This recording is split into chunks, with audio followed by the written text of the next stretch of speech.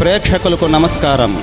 ADN news TV మనదర్శి మన local channel. ADN news TV ప్రేక్షకులకు నమస్కారం. వార్తలు చదువుతుంది మీ ప్రసన్నారాం. స్వచ్ఛ సేవ 2024 కార్యక్రమంలో భాగంగా మండల కేంద్రమైన దొనకొండ పాఠశాలలో శనివారం ఏర్పాటు చేసిన ఈ కార్యక్రమంలో దర్శి నియోజకవర్గ Telugu Desam party in charge doctor Gottipati Lakshmi పాల్గొన్నారు.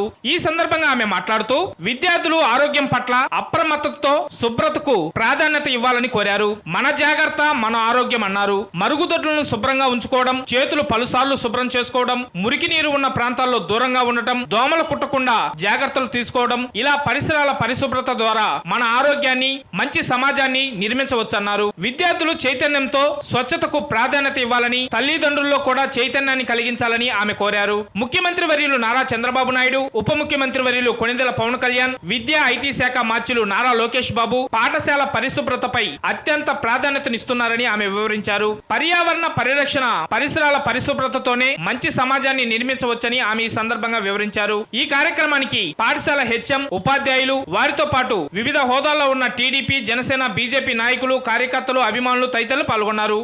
గర్భిణీలకి, బాలింతలకి, అట్లాగే పిల్లలకి అంగన్వాడీ సెంటర్స్ ఎప్పుడు ఓపెన్ గా ఉండి ప్రైమరీ ఎడ్యుకేషన్ అందివ్వాలి. ప్లస్ ప్రెగ్నెంట్ వాళ్ళకి, లాక్టేటింగ్ మదర్స్ కి అందరికీ ఎప్పటికప్పుడు రెగ్యులర్ గా ఒక్కసారి ప్రోగ్రామ్ అన్నట్టు కాకుండా ఇవాళ సెప్టెంబర్ ప్రోగ్రామ్ రెగ్యులర్ గా ఎప్పటికప్పుడు అప్డేట్ చేసుకుంటూ వాళ్ళకి న్యూట్రిషన్ యొక్క విలువల గురించి, ఎందుకంటే న్యూట్రిషన్ ఎప్పుడైతే పౌష్టిక విలువలు తక్కువ ఉంటాయో వ్యాధి నిరోధక శక్తి ఇది డిఫెక్ట్ వస్తుంది, ఈజీగా ఏదో ఒక ఇన్ఫెక్షన్స్ అవి వస్తుంటాయి. సో వాళ్ళకి ఎప్పటికప్పుడు తెలియజేస్తూ మీరు మెరుగైన సేవలు అందించాలని కోరుకుంటున్నాను.